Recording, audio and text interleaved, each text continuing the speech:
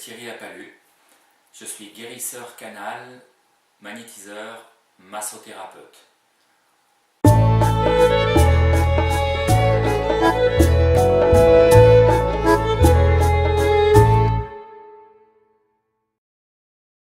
Je vais vous parler de la guérison. Vous savez tous combien ceci est important, alors permettez-moi d'approfondir ce sujet. La guérison permet aux guérisseurs d'entrer au contact avec la puissante lumière de la source.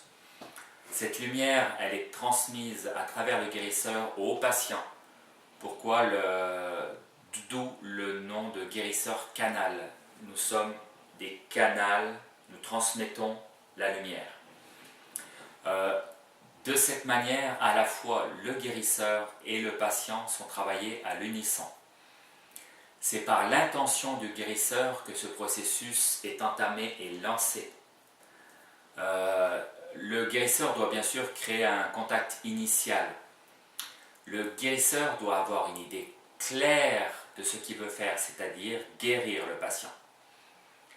Le guérisseur doit être clair dans le sens d'avoir une intention fortement concentrée sur la guérison. C'est la chose la plus importante. En préservant cette clarté d'intention, des miracles peuvent et doivent arriver. C'est si simple en fait. La guérison du patient peut se mettre en place malgré ses négativités apparentes. Mais ici, l'idée est pour le guérisseur de se mettre en contact avec cette lumière de la source guérissante. Alors, que ce soit pour le guérisseur ou pour le patient, commencer à s'aimer soi-même est une très bonne idée. Cependant, cette découverte peut demander de parcourir une très longue route. Donc le guérisseur prend contact avec la lumière de la source et est très important. Il doit être capable de sentir cette lumière alors qu'elle entre en lui. Ces choses ne sont pas difficiles. Par son intention, le guérisseur peut les faciliter grandement. Alors c'est une question de foi dans le processus.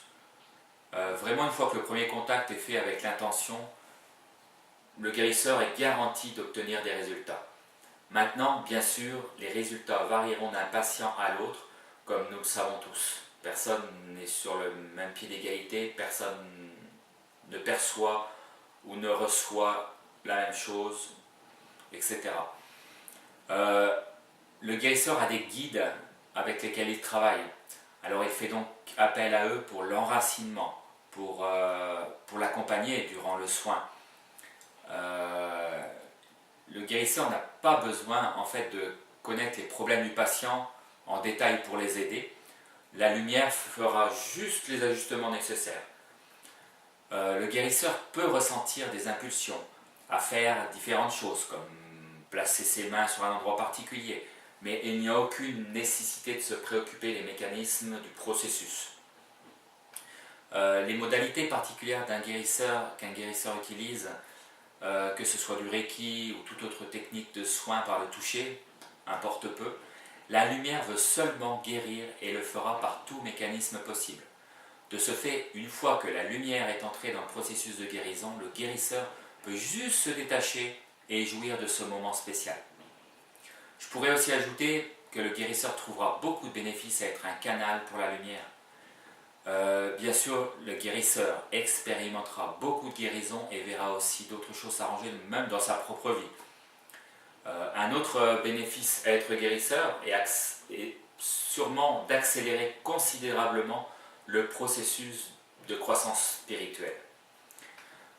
Soigner peut vraiment être le chemin le plus admirable vers la lumière.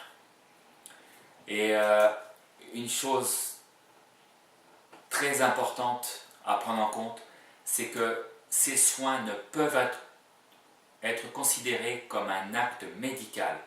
Il n'y a aucune prescription de quelque nature que ce soit dans la pratique du magnétisme ou des soins quantiques. Au contraire, il est important de suivre tout traitement médical et d'avoir un suivi de son médecin traitant.